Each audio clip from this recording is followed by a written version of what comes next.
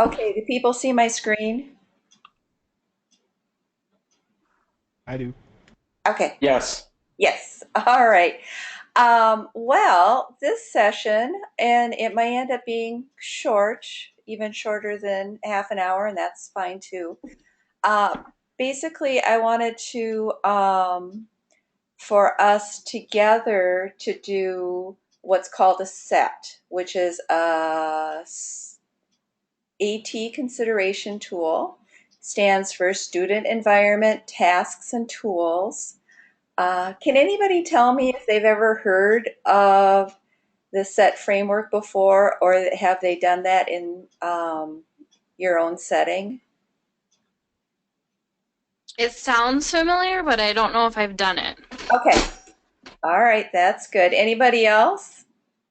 I'm not familiar with it at all. Okay, well, I'm good. not either. Well, that good, but this will be a good session for you. Basically, the law tells us we have to consider assistive technology for all students on an IEP, and then they don't tell us how to do it. So, a woman named Joy Zabala, quite a few years ago now, came up with this SET framework, and it's pretty much considered best practice across, as far as I can tell, anywhere of the best way to consider assistive technology. It doesn't mean that you have to use it. Nobody's saying, unless your district is telling you, you have to use it. It's just what's considered best practice. So this is one set of forms. And again, it's a framework. It's not a specific form. Lots of districts have different forms. You can Google and see lots of different forms. I may share with you at some point, maybe later in the week, the form that Minneapolis uses. And for, standard IEPs, this form that I'm giving you is probably a little much for you to do in any IEP process. So I would save this form for situations where you have more questions about assistive technology and you want to go through the process a little bit more thoroughly. So anyway, I will get started. You can find these same forms on the Joy Zabala site. I just put them in a Google Doc so they would be easy to collaborate on. And I will say that this is the first class where we've done it as a group like this. Usually I have people pair up and do this process in groups on their own. But I thought since this class is kind of small, I might just see how this works, and you'll be able to tell me later on if you thought it was a good process or not. So basically, there's not exactly a right way or a wrong way to do this. You can think of it as a way to generate conversation, a way to gather information, and you'll find kind of the best way to use it for you. So these are some general guidelines. In the student category, I would say one thing I'd really like you to at least think about and to focus on is to consider a student's strengths and their abilities and their interests as well as their needs. And there's a couple of reasons for that. One is that in the area of assistive technology, as I think I've said once or twice, it's not always about learning something new. Sometimes it's about capitalizing on what a student does well in order to compensate for some kind of need or some kind of lack of function. And an example of that would be, for instance, if you have a student that really has poor written communication skills, but is pretty good at getting their ideas out verbally, if you used speech to text, voice recognition kind of technology, their communication ability would be compensating for their writing need. So that's kind of what I'm talking about that. And then the other reason to focus on strengths is it just kind of brings the discussion into a more positive, it just is a little bit more positive discussion, and especially because we're including the parents in this, in the ideal situation that, and also the students, they always really need and like to hear the positive things about the student. Um, One of the things I always like to ask students is, especially in the area of reading, I like to ask them what their favorite book is because that tells you so much about their interests, their reading ability, and that kind of thing. Because usually people don't pick books that are too hard for them to read. And they usually don't pick books that are too easy for them to read either because they're not interesting. So, um, so that's where I will go with that. And also just, you don't have to think about every single thing about the student or attribute of the student. Think about, you can focus it to whatever you think the big need areas are or areas of concern. So if you think it's written communication, you can focus the set on that. If you think it's reading comprehension or whatever, uh, organizational issues, that kind of thing. And then so let's start looking at Edward. And we don't have to go into this, very detailed, but and you guys, I see a lot of you are already on this Google Doc. Could anybody think of, you could even just type it right in, is what you'd like to say about Edward? What do we really need to know about him? Any thoughts?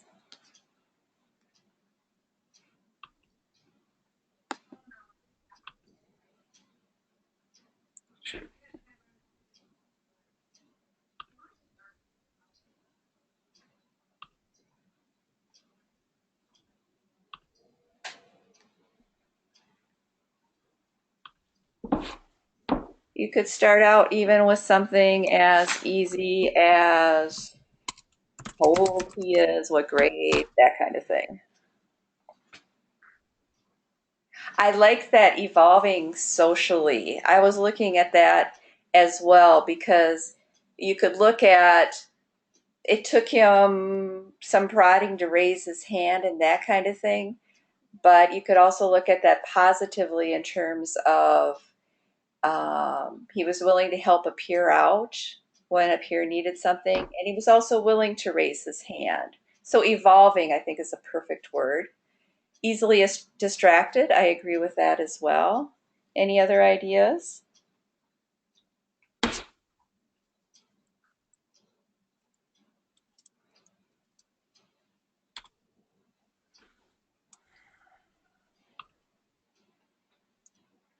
I love this Google Docs where you can kind of just see people, see typing as it occurs.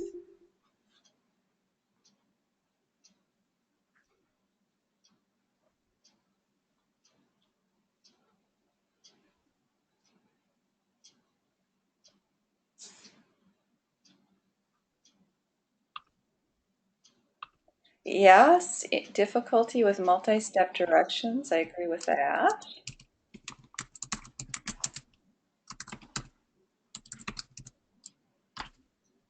Yep, requires occasional prompting. What do you guys think about note taking? I was reading that, and this is, Edward is a real student, but he's not a student that I know. I thought it was interesting because he was real. There were people commented on he was reluctant to take notes. He didn't take notes, but there was another part where he took the notes. So it seemed like that was maybe an issue, but it also seemed from this minimal amount of information that it was something he was able to do.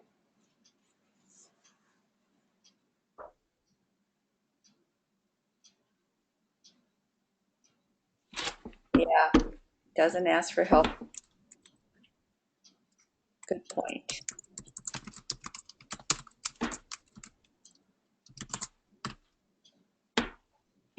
Academically capable, great.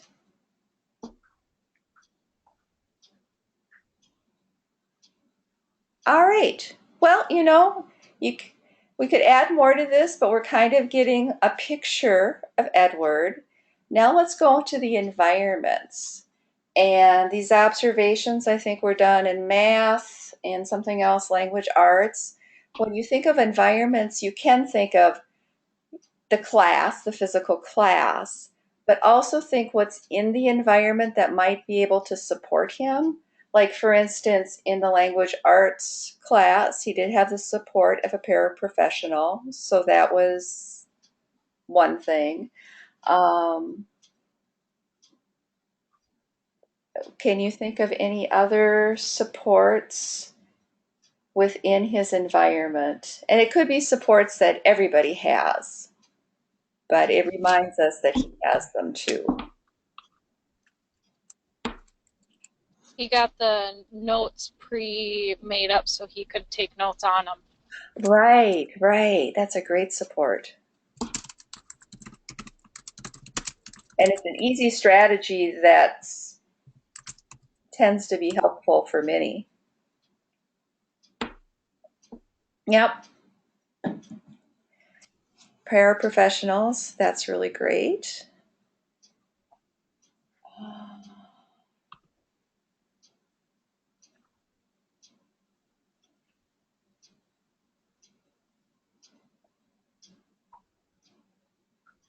Seated near the front with only one person peer, that's good.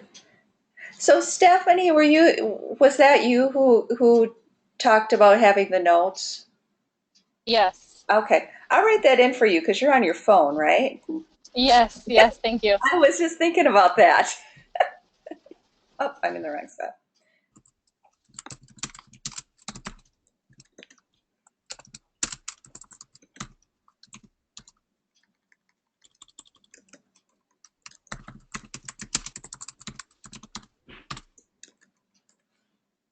And then I think it was the math class, the teacher gave out the reading and told the students which questions that they were going to be answering. So it took out the guessing game of like the popcorn where the anxiety, so you can focus on what you need to read for what you're going to answer the question for. That's great. Yep.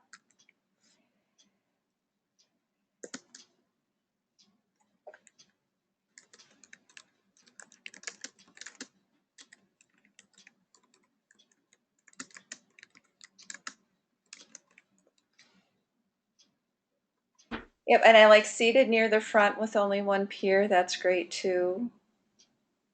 Resistant to using a physical desktop. Okay. Yep. All right, so we have a little bit of a glimmer of what supports he has in his environment or environments. And you can also include, especially if you're doing this with a parent, and ideally you are doing this with the parents, if for some reason um, you might want to give the parents a call, if they have a hard time getting in or whatever. But it's always good to have their perspective as well. And where I was going with that is that home is an environment too, especially if the student has homework. So that might not be something that we can address with Edward, but just to think about that for students in the future. Looks like I've misspelled something. There we go. Okay, so tasks, you can think about, maybe not, you don't have to think about every single task possible. Can you imagine how long that list would be? But focus again the task to the student and the environments, the needs. So if Edward is easily distracted, what kind of tasks does he need?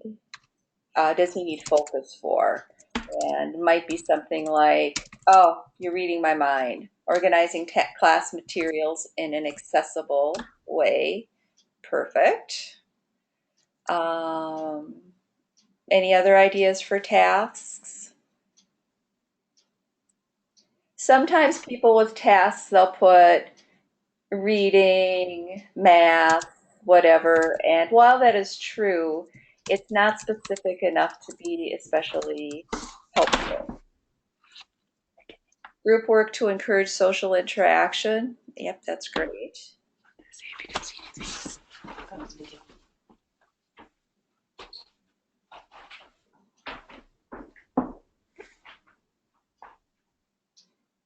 Motivators for independent work. Visual cues, yes, yes. I would maybe, and again, this is something that it's to help, gather information. So again, there's not exactly a right or wrong, but I would write motivators for independent work as a task. I would say something about Edward needs to increase his independent work, and then maybe in parentheses, motivators such as visual cues might be helpful, something like that.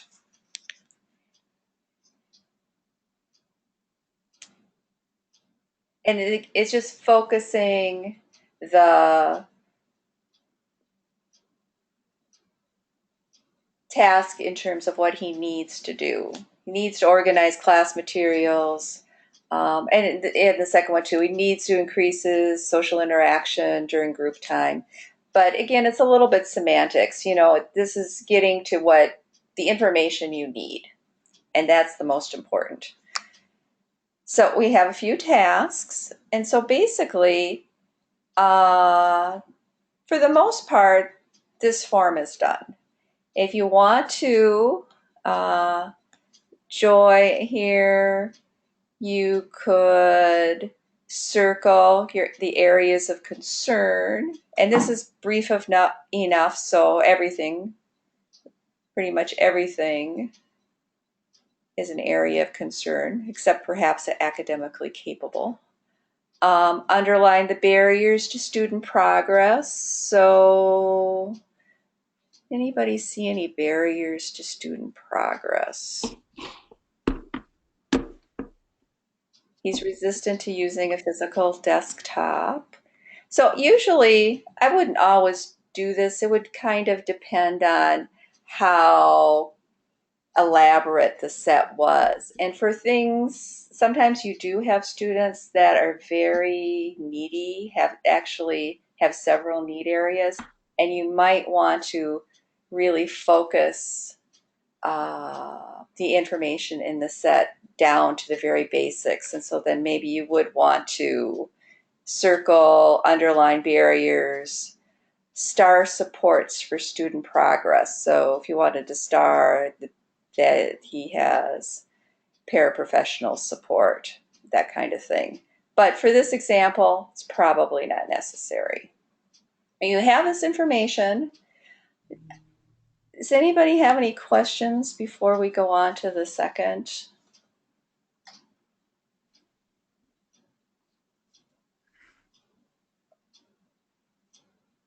Okay. Well, just let me know any questions. And I'm going to go to the second form. All right, so the first form was the SET, Student Environment Tasks. This form is all about the tools. And it's really important to do the student environment tasks before you do the tools. Most people, I shouldn't say most people, I would say that it's a common desire to want to go to the tools first. You can hear in team meetings, I really think so and so needs an iPad, or so and so would really benefit from voice to text technology, or they would really benefit from audiobooks or whatever, but it's not always it's not always a specific thing, that it's what the thing does. And in in this day and age, a lot of things can meet the same need. And so we really limit the possibilities if we go right to the tools. If we go to right thinking about an iPad, it doesn't occur to us to think of a Chromebook. And in some instances, depending on what the need is, a Chromebook might be a better tool. And actually, in some instances, something even lower technology, such as a portable word processor, that all you can do is type stuff in and doesn't do anything else, sometimes that's the best tool because it focuses the student in on the one thing they need to do, and it doesn't give them the whole array of all the other things it can do. So and all three of those devices, a Chromebook, an iPad, and a portable word processor, you can type on it. You can do written text on it, all three of those, and probably a half a dozen more devices. So we are going to think about, before we list the tools here, we're going to think about the descriptors. And what that means is, what does the tool need to do? What does it need to do? So let me think of an example.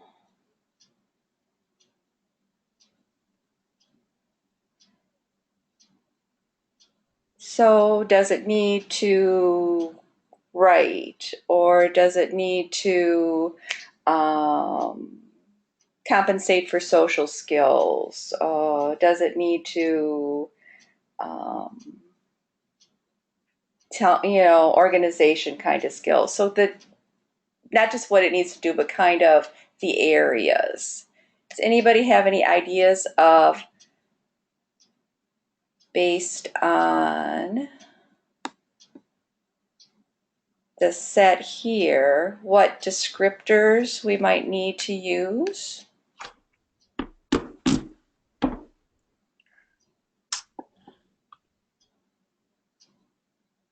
If I had this set up properly, we would be able to see both forms at the same time.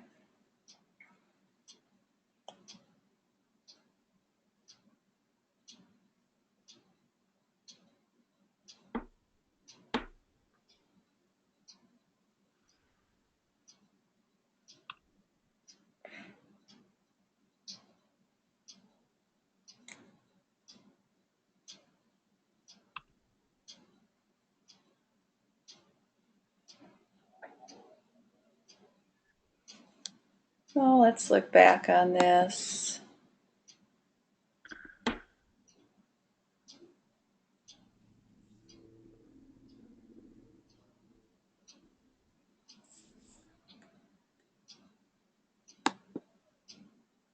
Well, we could think in terms of organization.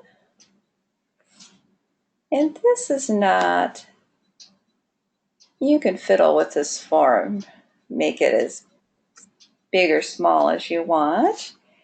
And what someone said, organizing class materials. I'll put class materials underneath. Any other ideas?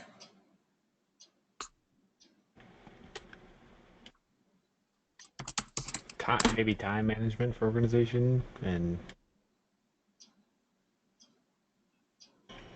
Say that one more time. I didn't hear all the words. oh, sorry, time management maybe under organization. Oh, that's great. Thank you.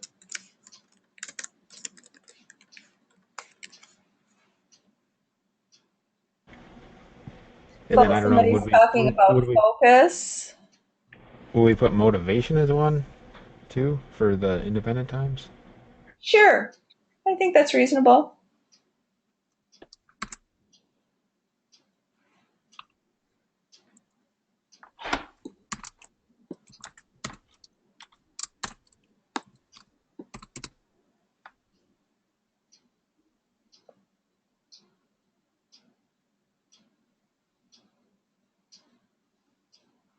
So once you have your descriptors across, then down you start thinking about tools. And sometimes people don't really know the exact name of a tool, so they might put descriptors there as well. Like, for instance, oh, this isn't really a good example, but a lot of times people will say laptop, that one tool is a laptop. But in actuality, there are lots of different kinds of laptops, including a Chromebook is considered a laptop, and lots of netbooks and whatever. So basically, when you say laptop, that's a generic device. That's not really, in the old days, that was considered, either a Mac or a Windows computer, and now there's so many different possibilities.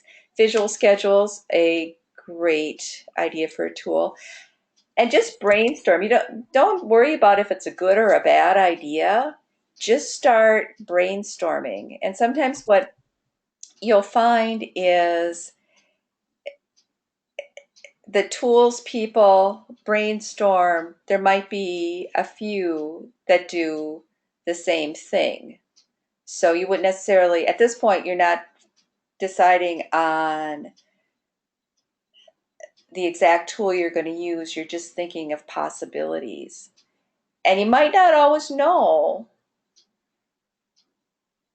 everything right away, and you might need to do a little bit of research, but this kind of gets you thinking. And a physical desk change is a great idea, visual timer, um, planners, those are all great ideas. So you make your list like we're doing, and you got your descriptors on the side, and now you think about, does this tool, which of these needs does it meet? So organization, in terms of class materials and time management, a laptop could help with that. Um, could a laptop help with motivation?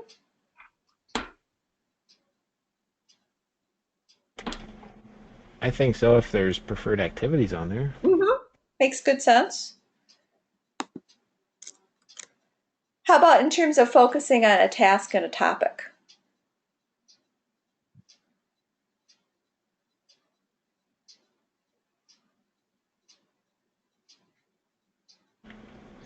I I think think that cuts both ways because the student can certainly there might be graphics or visuals associated with a laptop which maybe are more engaging for the student. Uh-huh. At the same time, you might be in a position where you have to have a little bit more paraprofessional support to make sure the student is in fact on task and not just surfing around, and maybe that's just created by the filters and limitations of the machine itself that can help with that. Yeah, yeah, those are all really good points. Some of these tools are kind of have both pros and cons to them, definitely. So basically, that's what you would do for each of the tools. And then you would go to the second page here. And here, where it says short list of tools, if you want, you definitely can put everything in this list.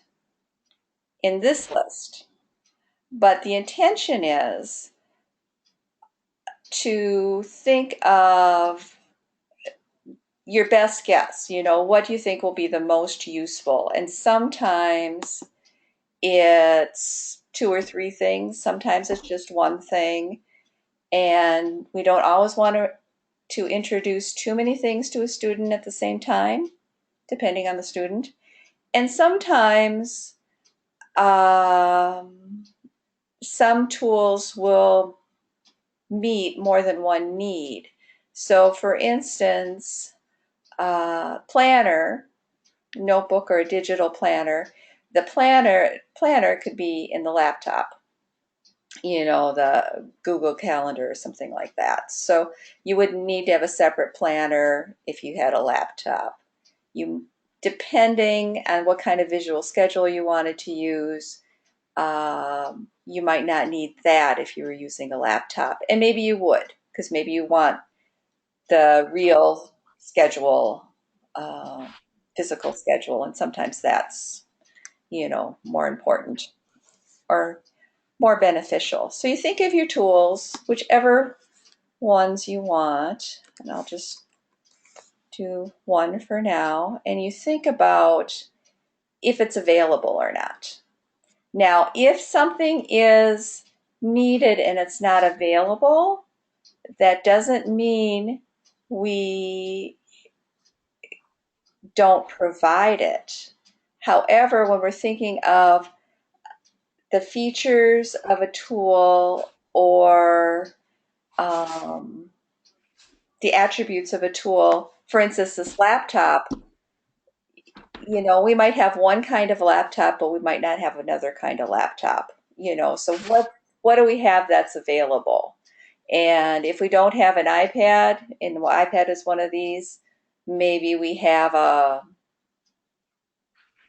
Kindle, or something like that. So, think what's available already, just within the system, I think this is programmatically available. Yeah, through special ed as a whole. And what does A mean? Things that need to be acquired. So you list your short list of tools, you decide which availability option it would. So, say the laptop, say it's programmatically available. And then when you think about the services, we don't just give AT to a student and, well, hardly ever, AT to a student and then it just works. Um, kind of wish that would happen, but it doesn't really. We need to learn how to use it. Students need to learn how to use it. Staff need to learn how to use it. So just kind of briefly, you know, there would be maybe a few things like a pencil grip, maybe doesn't need a whole lot of training, but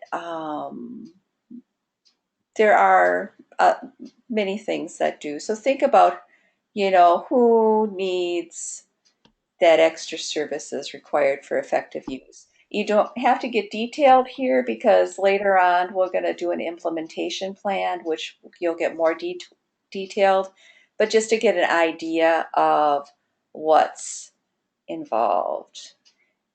Any questions? I know I kind of went through this fast.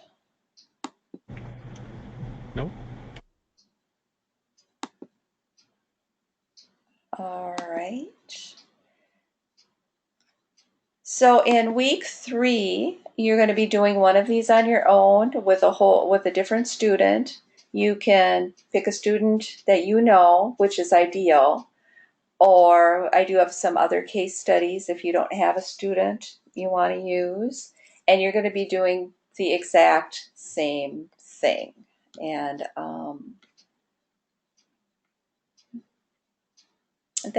I think that is all I have, unless somebody has a last question.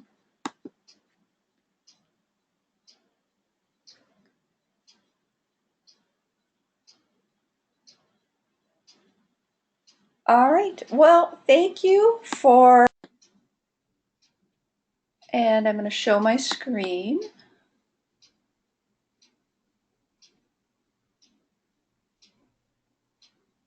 All right. Do you see my screen?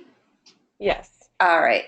So basically, what I wanted to go over with or talk a little bit about today was the SETT framework, which is a way to consider assistive technology. You've probably been reading about that a little bit through week 1 of the course.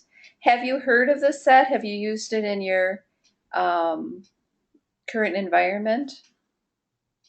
No, I've not, but I read about it, and we do something similar. We don't have very many students that use significant assistive technologies, but I've been to a couple trainings and different things. So, Okay, that's all great. And the law tells us we have to consider assistive technology for every student who's on an IEP, but it doesn't tell us how. So there's no legal requirement to do the SETT framework.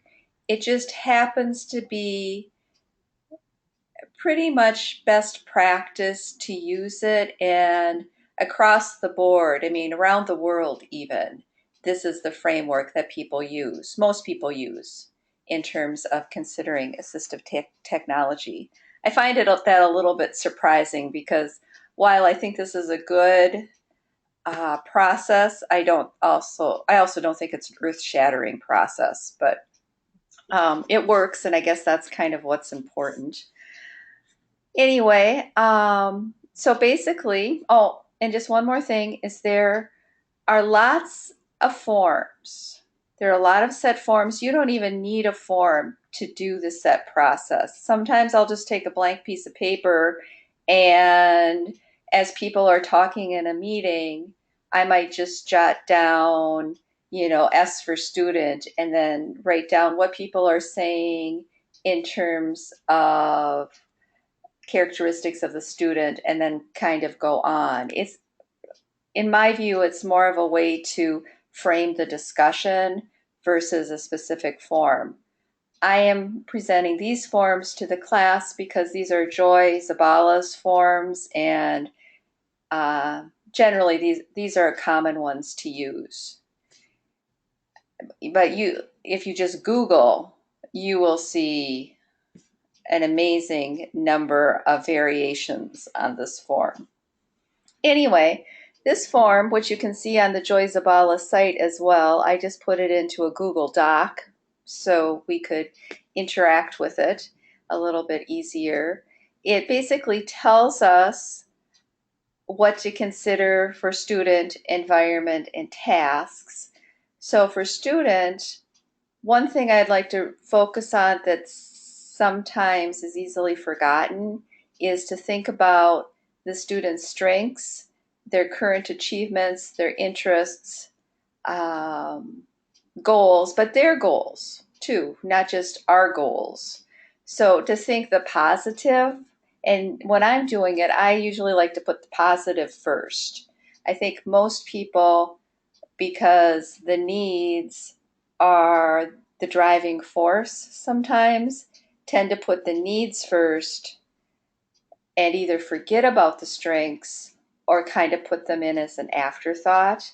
And with some students, it's easier to note the needs than the strengths.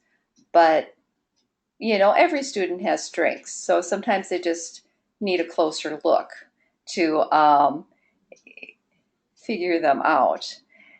So, and I do that for a couple of reasons. One is that in terms of assistive technology, it's not always in terms of something the student doesn't have, can't do, needs to do.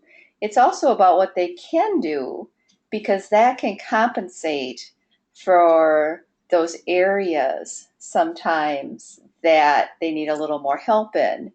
And a common example, or an easy example, would be in terms of, say, for instance, a student has really a hard time with spelling and some other writing issues. Perhaps legibility is really a big problem along with the spelling. So that's a need. But also, perhaps the student has good communication skills, good ideas,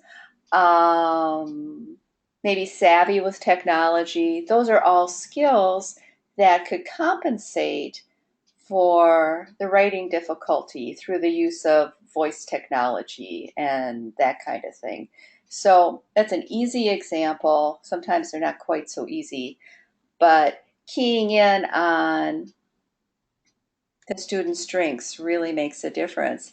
And sometimes too, even just keying in on what they're interested in, because if we can find things that the student would be useful for them, but they can gravitate to it, are interested in it, motivated to use it, they'll spend a lot more time, oddly enough, engaged with that item, and then that can, be of benefit for them. So that's kind of where I'm going with that. And then also, then, we do need to look at the needs, areas of concern, um, that kind of thing too. And of course, that's very important as well. Sometimes we'll want to, depending on the student and depending, on the specific situation, we might not necessarily list every need the student has. We might list the needs that are relevant to the things that they need to be doing. And so it doesn't necessarily have to be the set for their whole life. It could be the set for their oh, language arts class or their writing needs, or even a whole school day thing in terms of maybe organization and getting things in on time, that kind of thing. So that's student. So I'm going to go down here, and with Edward, the case study, can you think of, and you can, if you're, and I think you might be here because I see an R. If you are online, you could even type in yourself. If you can think of any ways we could describe Edward in a student. If you have any ideas about that. So right on the form. You can. I mean, if it's possible, that'd be great. If not, you can just tell me and I can write things in too. Okay, I read it earlier. I have to might look back. I have so many tabs open right now. This is kind of confusing. Okay. Okay, well, I noticed that sometimes he was able to take notes, he would ask for help, um, and just strengths or something. What was his areas of concern too? Does that go there? Yes, that would be great. I am just reading an email from the other people that are supposed to be joining us. One person has a really good excuse. Their power just went out.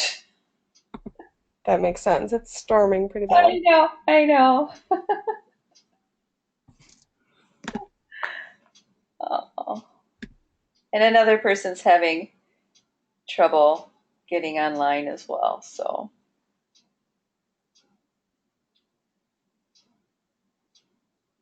Okay.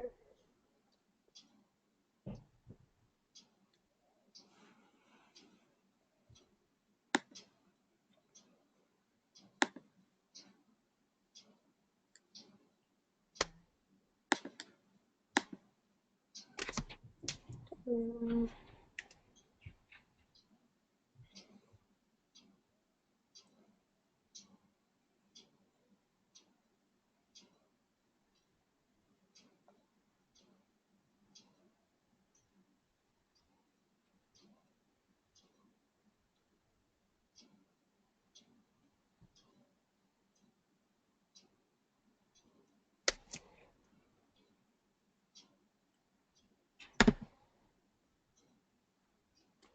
all right. oh, I see you.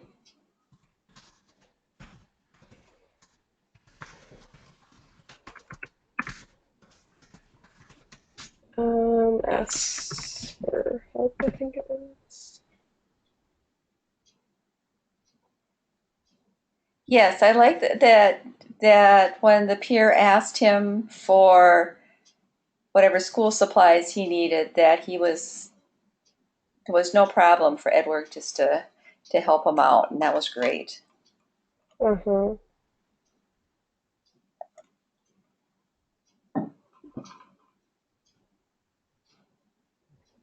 Well, it says he right. Oh.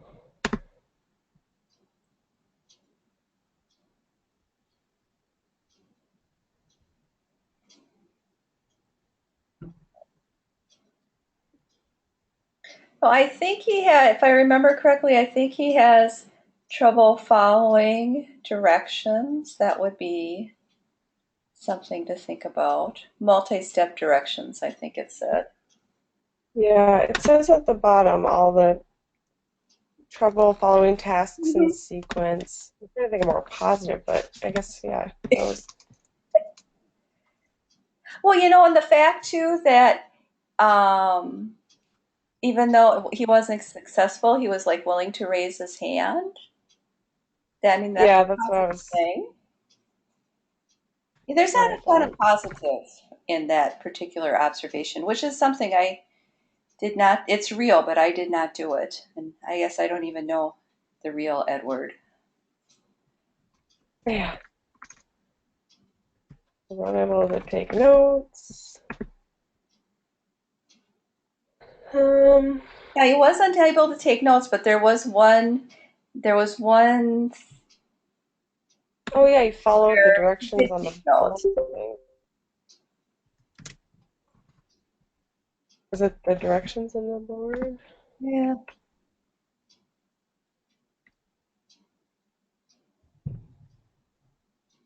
Note.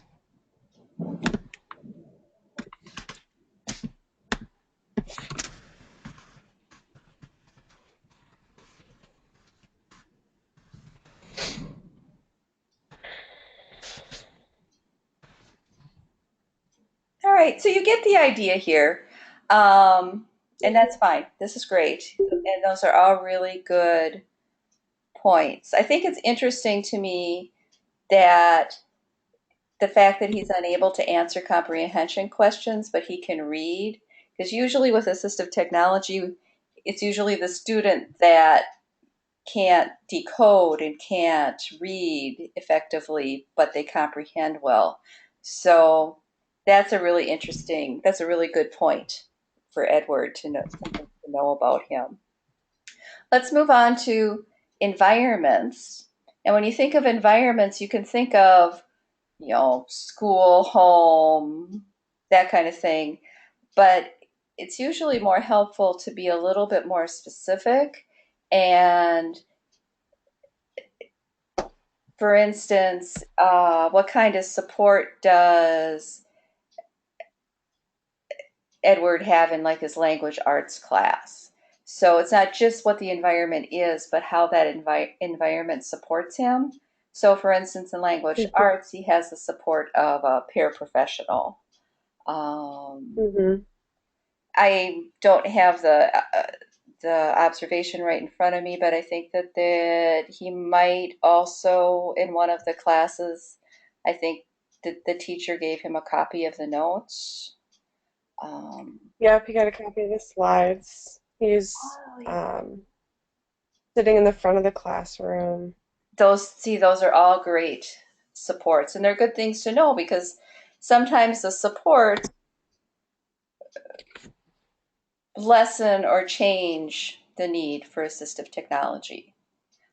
Sometimes more Mm-hmm. supports, less, you might not need assistive technology as much, but maybe you want to start reducing the supports, and then assistive technology can kind of compensate for that as well. Mm-hmm. So if we wanted to say in the future, if the goal was to reduce the amount of paraprofessional support, maybe assistive technology could be the bridge to make that happen. Mm-hmm. Okay, so those are all great points. So you kind of have that down, and this wouldn't be something that we're going to think about in terms of Edward, but just to be aware too that home is an environment. So Mm-hmm. if the student is um, doing homework, what kind of support does he need at home?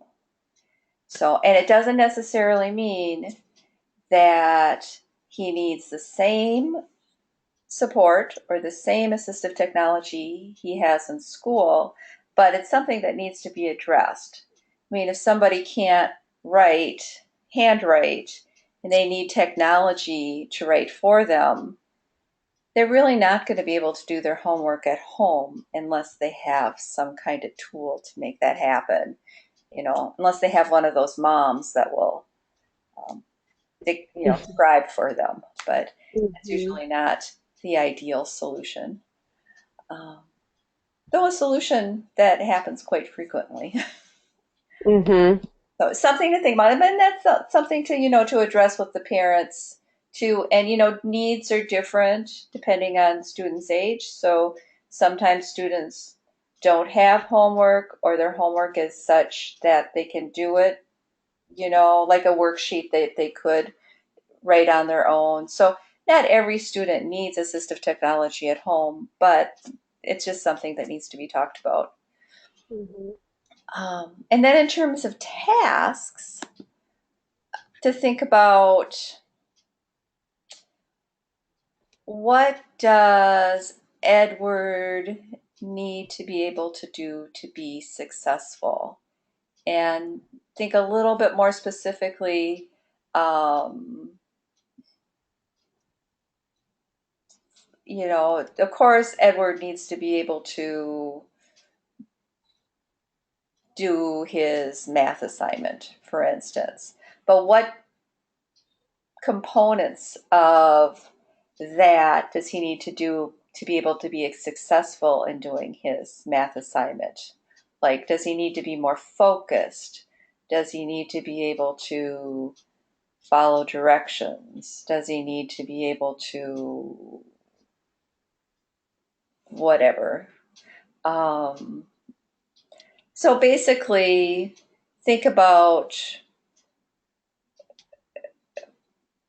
it's almost the components or the pieces that gets you to the task than actually the task itself. Like the in between stage, I think, is the most helpful. So from looking at what, Edward, do you see any tasks that would be useful? Um, well, it looks like it's interesting because he's unable to take out all of his packet and all this stuff. And then it said he was unable to follow directions. But then a couple minutes later, he was able to. So I don't know if it's like, it doesn't say he's not focused, but it's like almost like processing later. Yeah, yeah. So I don't know. I mean, I guess taking out his things would be a task that he needs to be able to do. Hmm. But But it's bigger than that. yeah, because I don't know. It's interesting because he doesn't take notes, but then he started to take notes. So it's what is it that's causing him to not at first? I don't know.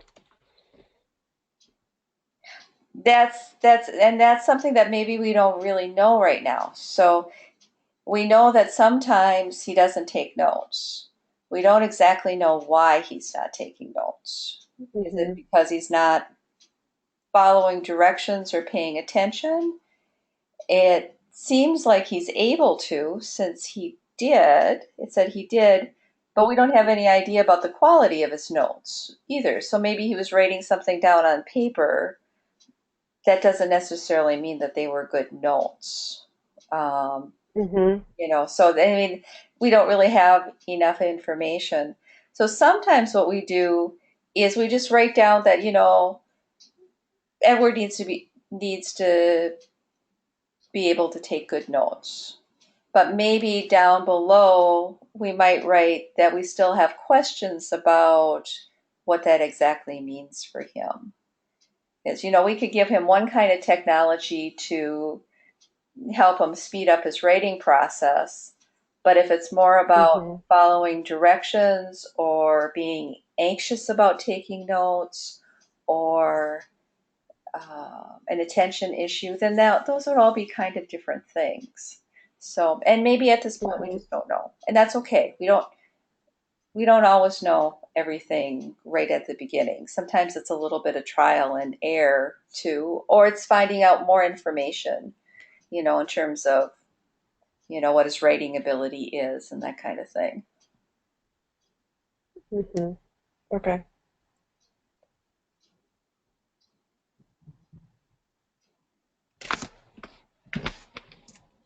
All right, I'll do it.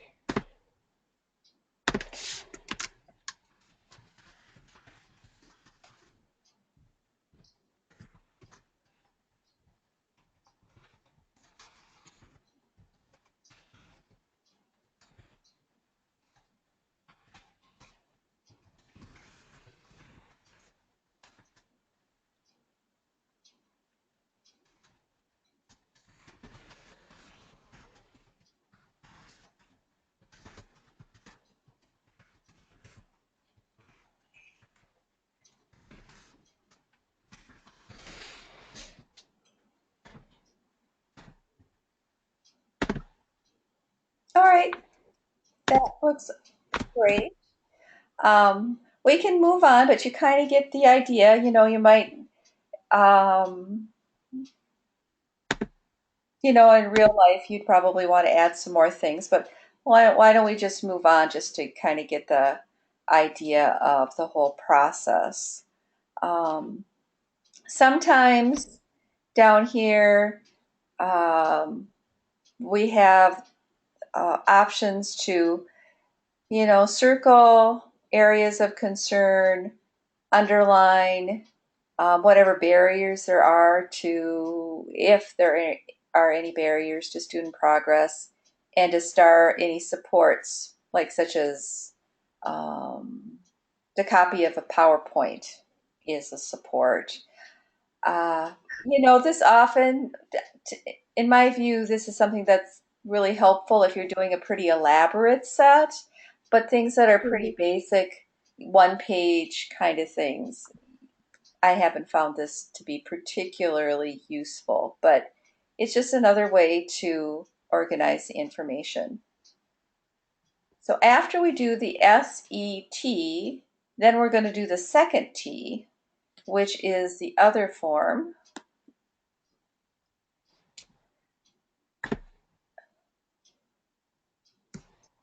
Oh, look at that. Hey, Amy. I just wrote that comment to Amy in the email, and interesting how that just popped up. That's great. Anyway, so maybe, no, it doesn't look like Amy's here. So this is the second form. We're going to talk about tools. When you're talking about tools, it's always good to do the first form first. Usually people, I shouldn't say usually, I think it's common that people look to the tools before they consider the student and the environment and the tasks. It's really common to hear so and so would really benefit from an iPad rather than thinking about the specifics of the student and then figuring out what tool would help with that. Because really, a lot of things do what an iPad does. And depending on the situation, could be better or worse, or maybe doesn't make a difference which one that you use. But it's not necessarily about a specific tool, it's about what that tool does. So here is a chart to try to figure that out. And here on the top where it says descriptors, you would write in kind of all of the need areas, like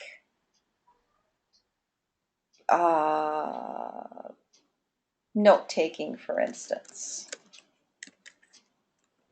would be one.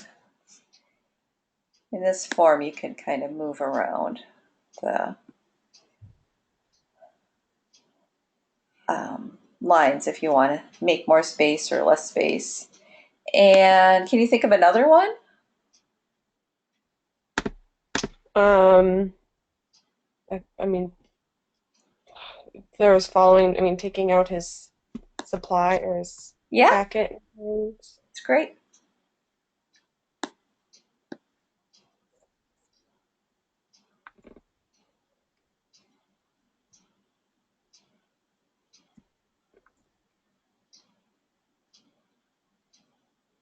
Do you want me to write those here? That'd be great. Okay. Kind of sorry to put you on the spot here. That's okay.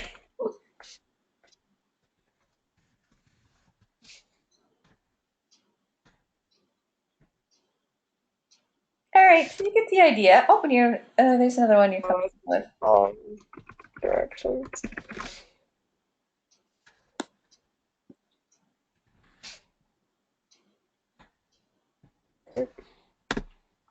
Kind of making the lines bigger as you go.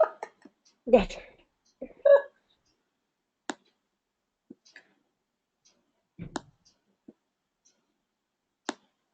All right, so you have some things on top, and then you think about just brainstorming. You don't have to don't worry about if something's a good idea or a bad idea.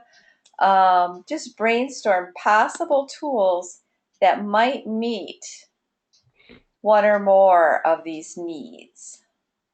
Um,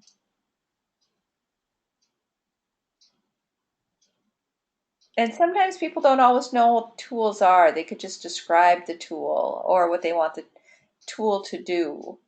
Because then everybody doesn't know what technology, all the technology that it's out there. Mm-hmm. It could be a scribe, Yeah, uh, good. speech to text, some sort of reminder, Mm-hmm. um, following directions, maybe an incentive. Um, All right, so you have some ideas. That's great. And then what you would do is figure out, like, does a scribe help with note taking? Probably. Probably does not help with taking out materials or probably not following directions. And then go on. So, okay. um, speech to text, it's pretty obvious. Um, and then just go from there. And then that's all this page is about. Um, yep, very nice. I don't know if I would work with note taking. Well, Maybe. I Mhm. could remind him to take notes. Yeah. So then, okay, and then the last page is basically trying to come up with a little bit of a plan. So, short list is some people, if there's not a lot of tools and they all seem to be like really good ideas, you might put the whole list on the short list. But sometimes you might want to just start with one or two tools. So maybe you want to start with speech to text. And here where it says tool availability, and this is kind of interesting to me because this form was actually written quite a while ago because now there is a lot more availability of tools than there used to be. And depending on the speech to text you decide to use, you know, could be available to everybody, which is that's what the A stands for. Uh, P stands for programmatically available. So can you get it in your program even though it's not in your classroom? And this is like everybody has this. That's what S stands for. Must be for systematically available. That's what it is. So you just kind of figure out um, which tools are available. And sometimes what you do is, if you have two or three tools that do the same thing or something similar, you might at least first pick out the one that you just have in your classroom and see if that works for the student. And if it doesn't, then maybe you go to a different tool that's harder to get. But there's no reason you can't start with tools that you have available to you, Hmm. especially, ones that are useful. So you would just go down the list, which options you want to try first. And then here you think about what each uh, person needs to know, with speech to text, which of these people need to know how to use it. Probably ideally all of them.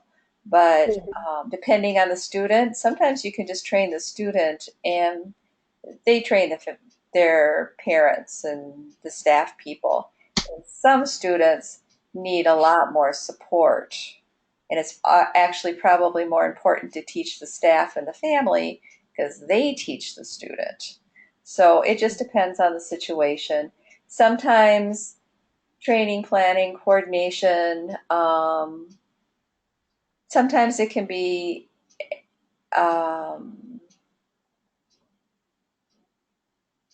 when is the student going to use it during the day? I suppose for planning. Does it go home? That kind of thing. So now that I'm thinking about it, this is probably more important to keep this pretty just basic because a little bit later we're going to be talking about implementation plans and then you're going to get more into the details.